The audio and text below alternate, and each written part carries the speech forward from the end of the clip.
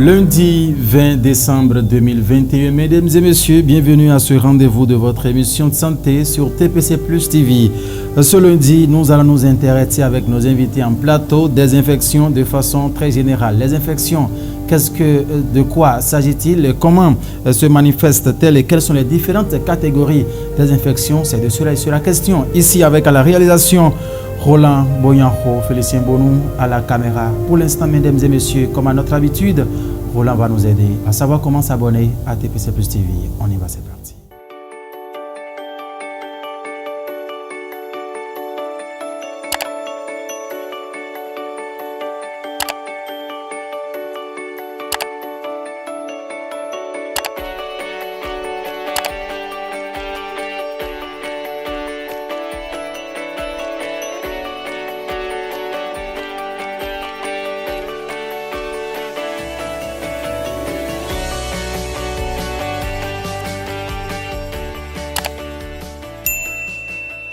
Ainsi, vous allez donc vous abonner à nos canaux de diffusion pour ne rien rater sur TPC Plus TV, mesdames et messieurs. Ils sont deux en plateau avec nous aujourd'hui, nos invités. Dr Tokpanou Koudjo, il est spécialiste des maladies infectieuses.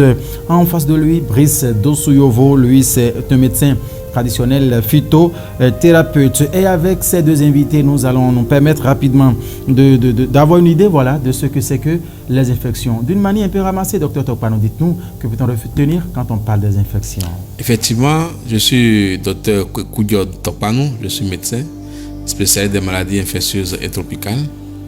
Et actuellement, je coordonne la gestion des épidémies et des grosses pandémies dans le département du Borgou pour le compte du Conseil national de lutte contre le sida, la tuberculose, le paludisme, les hépatites, les infections sexuellement transmissibles et les épidémies. Le thème que vous évoquez, c'est les infections. Il faut dire que c'est un thème générique très vaste et on va définir l'infection comme étant un envahissement de l'organisme par des microbes, pas des germes. Et en matière de germes capables de donner des infections, ce que nous appelons les pathogènes, donc les germes pathogènes, nous pouvons citer déjà les bactéries, les virus, les parasites, les champignons, et ce que nous appelons de plus en plus aujourd'hui les prions qui ne sont pas des organismes vivants tels que les bactéries, les virus, les parasites et les champignons, mais qui sont également capables de donner des infections. Donc, ces catégories de germes sont responsables des infections. Donc, l'infection, telle que je l'ai dit, c'est quand ces bactéries, ces germes pénètrent l'organisme et entraînent des manifestations cliniques. Parce qu'il faut qu'on sache qu'on peut avoir ces germes dans l'organisme sans que cela ne donne des maladies, sans que cela ne cause une infection. Donc c'est au moment où ces germes créent maintenant des signes cliniques ou paracliniques que nous pouvons parler alors donc d'infection. Voilà, et de façon générale, comment je peux définir les infections terre à terre pour que nos auditeurs puissent comprendre.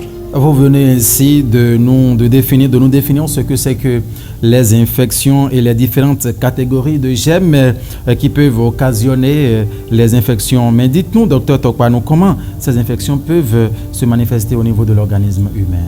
Attention, la manifestation des infections d'abord dépend du germe en cause. Les bactéries, les virus, les parasites, les champignons ou les prions. Donc la manifestation va dépendre de chaque catégorie de pathogènes. Ensuite, ça va dépendre de l'organe qui est touché, la localisation de l'organe dans l'organisme. Je vais m'expliquer. Une infection pulmonaire ne va pas se manifester de la même façon comme une infection cutanée ou infection de la peau. La localisation du germe n'est pas le même. Si je prends par exemple un germe que nous appelons staphylocoque. Le staphylocoque, si le staphylocoque attaque le poumon, ce n'est pas les mêmes manifestations qu'on aura que si le staphylocoque attaque la peau. Vous comprenez? Donc, ce n'est pas les mêmes manifestations. Donc, on ne peut pas dire voici comment une infection se manifeste. Mais ce qui est courant et général qu'on a vu, c'est que beaucoup plus, dans 99% des cas, les infections se manifestent par une fièvre. C'est le début. Ça ne veut pas dire que tout cas de fièvre est une infection. Il faut faire attention là, pas des choses. Il ne faudrait pas que les auditeurs disent que le docteur a dit que toute fièvre est infection. Ce n'est pas ce qu'il dit. On peut avoir fièvre également dans d'autres contextes qui ne sont pas des contextes d'infection tels que je l'ai cité, dus aux bactéries, aux virus, aux champignons, aux parasites et autres. Mais de façon classique, l'infection s'accompagne souvent de fièvre. Et les autres signes vont dépendre de la localisation de ce germe et de quel germe il s'agit. En cas d'infection pulmonaire, vous pouvez avoir la toux. Vous pouvez avoir à cracher, c'est ce qu'on appelle expectoration. Vous pouvez avoir des difficultés à respirer. Par contre, en cas d'infection, par exemple, du foie, c'est tout autre signe que vous aurez à avoir. Vous pouvez avoir les yeux qui sont jaunes, la paume des mains qui sont jaunes, associées aussi à la fièvre. Vous pouvez avoir des difficultés à dormir, vous voyez.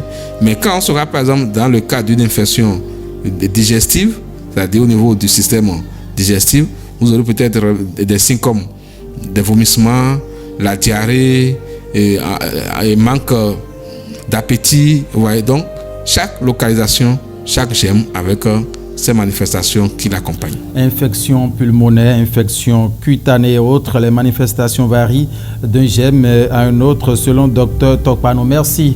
Merci à vous. Brice Dosiovo, nous venons à vous à présent dans la médecine traditionnelle, votre domaine de prédilection. D'ailleurs, quand on évoque les préoccupations en rapport aux infections, tout de suite, qu'est-ce qui fait le hic, surtout quand on parle des infections sexuellement transmissibles? Les infections dont nous parlons, c'est des infections sexuellement transmissibles. Les infections se manifestent la plupart du temps par des signes, par des caractéristiques. Quand vous avez par exemple une pue, après avoir uriné, il y a certains qui constatent une pue au niveau de la verge du pénis. Il y a des blessures, des boutons, apparition des boutons autour de la couronne du pénis. Il y a des gens qui peuvent, en voulant uriner, constater qu'il y a douleur. Il y a également des femmes, et lors des pénétrations, sentent de vives douleurs. Il y a également de ces boutons, apparition de boutons, même au niveau du corps de l'individu, des mains. Et il y a également l'entrejambe qui gratte certaines personnes. Quand vous remarquez de ces signes-là, pensez à une infection. Et les infections sexuellement transmissibles sont de plusieurs sortes. Vous avez par exemple l'herpès génital, le chlamydia, la syphilis, le staphylocoque, ce que nous appelons la blénorragie et communément chaude pisse. Tout ça là, c'est des infections. Mais ces différentes infections mal traitées peuvent entraîner des résistances. C'est pour ça que nous demandons, quand il s'agit du traitement des infections, de suivre le traitement sur la durée requise et de traiter ça à deux, c'est-à-dire avec là où le partenaire, pour qu'il n'y ait pas réinfection. Donc, quand ces infections sont traitées avec de bons produits, c'est fini. Une fois pour de bon, vous éradiquez cette infection-là. Sinon, les infections ont la possibilité de développer de résistance. Quand les infections développent de résistance, le médicament de départ ne peut plus agir sur eux. C'est là qu'il y a complications, où les gens, vous entendrez dire, j'ai utilisé ci, j'ai utilisé ça, j'ai utilisé ça. Et c'est de coq à l'âne les traitements.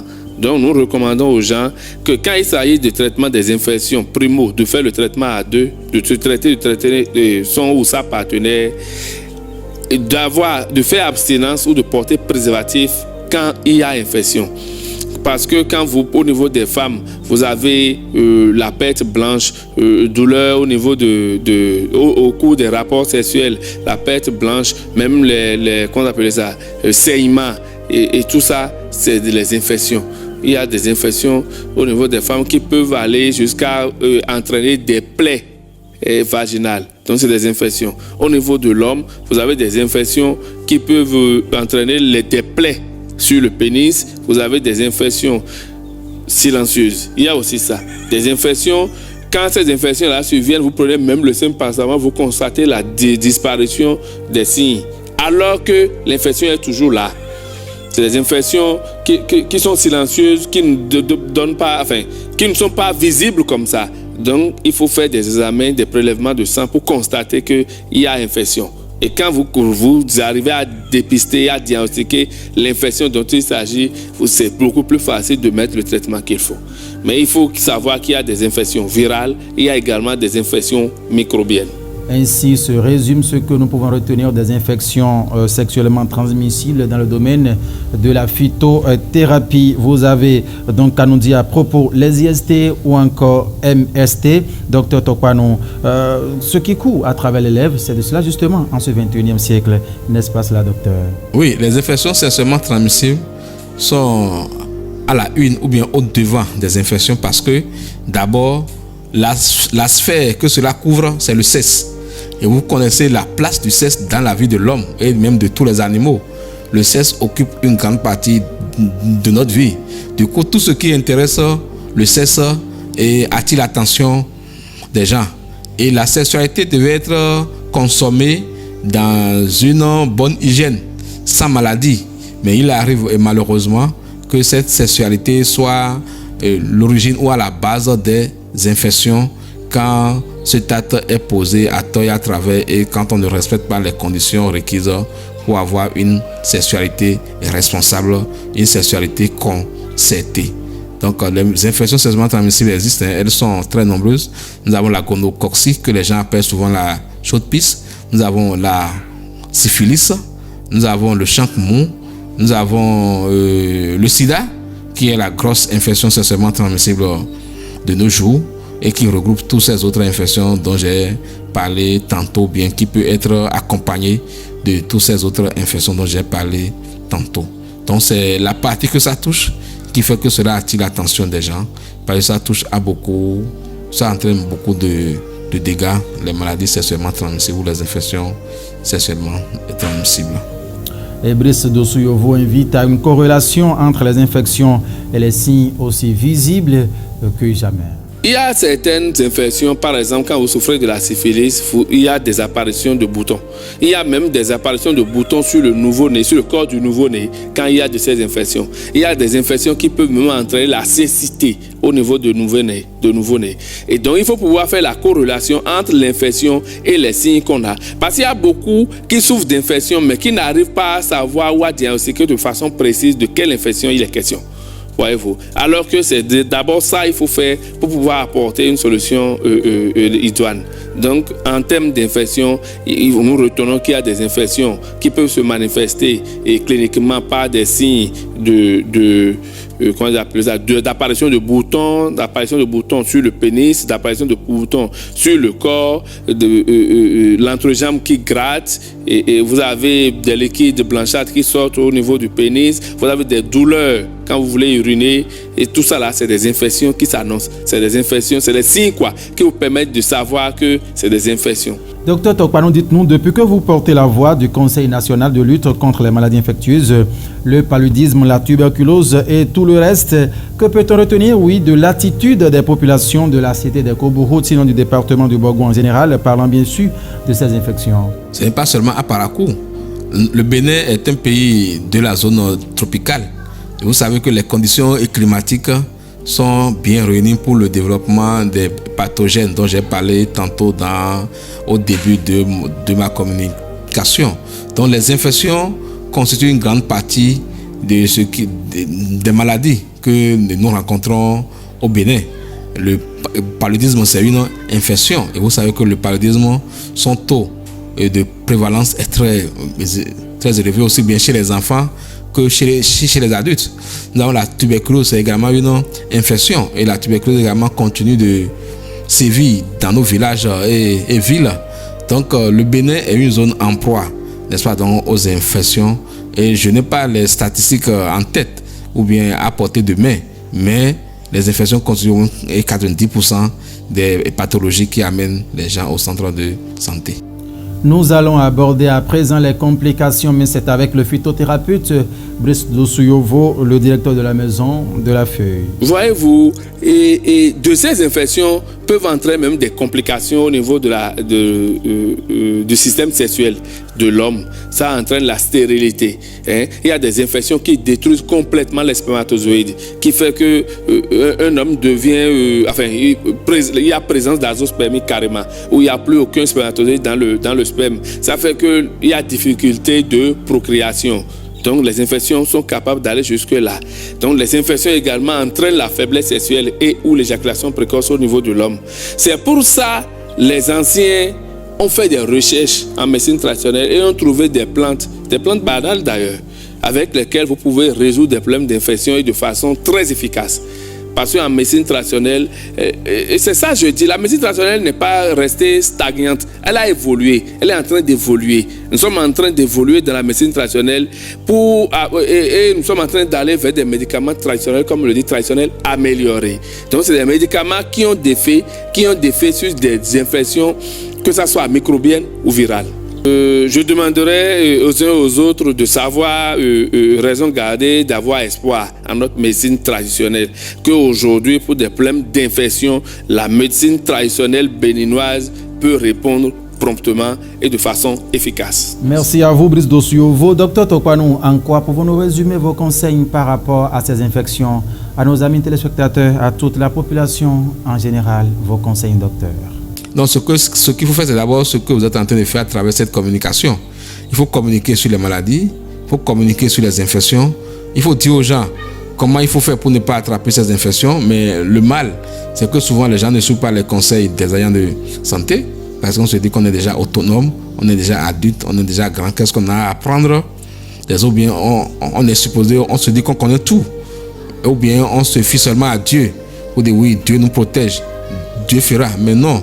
Il faut que nous-mêmes nous adoptions des mesures, des comportements à moins de risque, des comportements qui nous protègent contre les infections. Et ce n'est qu'à ce seul prix qu'on peut ne pas être malade. Mais si, malgré tous ces conseils, toutes ces pratiques de prévention, la maladie arrivait, il faut surtout éviter l'automédication. L'automédication qui consiste à rester à la maison, à poser des questions à un frère. Ah, toi, tu avais souffert de ça hier, quel médicament tu as pris? Ou bien moi, j'ai fait ça hier et c'est tel médicament que le docteur m'a prescrit, toi aussi, il faut acheter. Non, il faut éviter l'automédication. Il faut se rendre dans un centre de santé. Il faut prendre rendez-vous avec un médecin pour pouvoir se faire prendre en charge correctement. La santé, mesdames et messieurs, rien ne la remplace. Donc, il faut donc éviter sous toutes les formes l'automédication. Les invités ont été donc précis sur cette question. Dr Tokpanou Koudjo et Brice Dosuyovo, ils ont favorablement répondu à toutes nos questions sur les différents cas d'infection que nous pouvons rencontrer. Oui, dans la vie courante, nous n'avons pas la prétention de vous avoir servi comme cela se faut par rapport aux infections d'une manière aussi générale, mais l'essentiel à retenir ont donc été évoqués tout au long de cette émission. Roland Boyanho, Félicien Bono, merci à vous tous, fidèles internautes.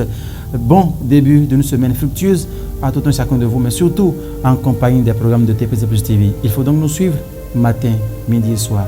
C'est plus que médicament. Merci, portez-vous bien. Au revoir.